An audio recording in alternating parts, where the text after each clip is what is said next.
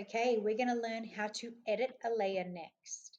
So what happened previously was we had a background layer, this one, and a cat layer.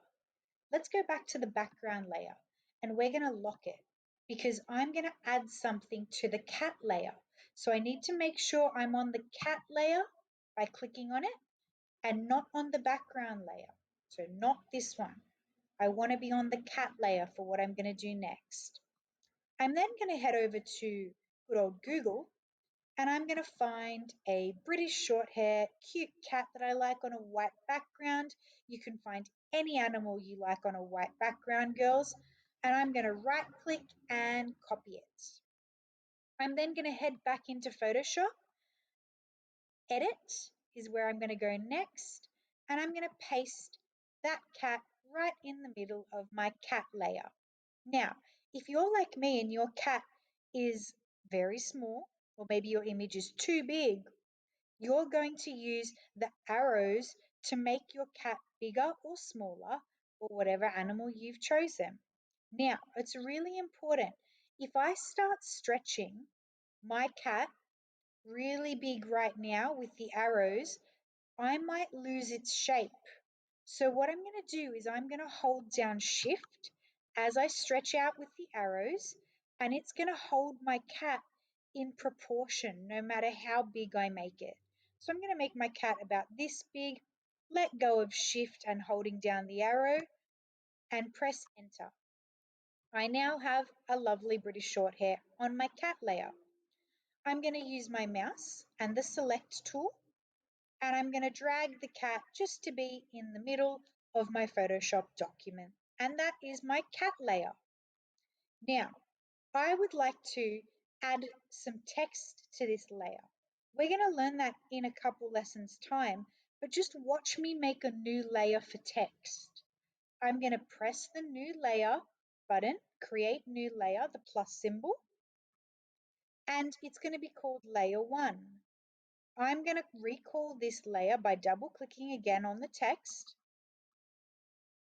Cat name layer. So now I have 3 layers.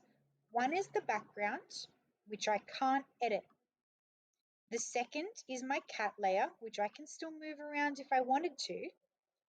And then my third layer is cat name layer. Why do I need a cat name layer? Because I'm going to use the text tool, that's this letter T tool here, to type a cat's name. So I'm going to choose a font up the top here where the fonts live, and you can choose lots of different fonts as you can see. Find something that we might like to look at and use today, something big and bold. I'm going to choose the size of my font. I'm going to make it 72 in size so you can see it. I'm going to grab my Select tool because it looks like my text is coming off the page. And I'm going to press the T for text tool again, come and click close to it and edit. So now I can type cat. I'm going to give this cat a name. This cat's name is going to be Monty. I'm going to use the Select and Move tool again up the top here to move this in the center of my page. So now you can see I have 3 working layers. 1 is the background, 2 is the cat layer, 3 is the cat name layer. So if I didn't want to move the cat name layer, I was happy with where I put it, what should I do? I'm going to lock it. So that way, next time I'm maybe editing my cat, I can't move the cat's name. See, no matter how I try, Photoshop will not let me.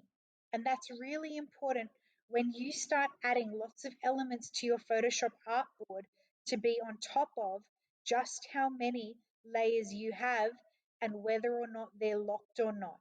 And it's always important to check because I get a lot of questions where students are stuck and say, look, my cat name won't move.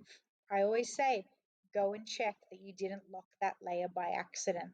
Sometimes it happens, so keep that in mind.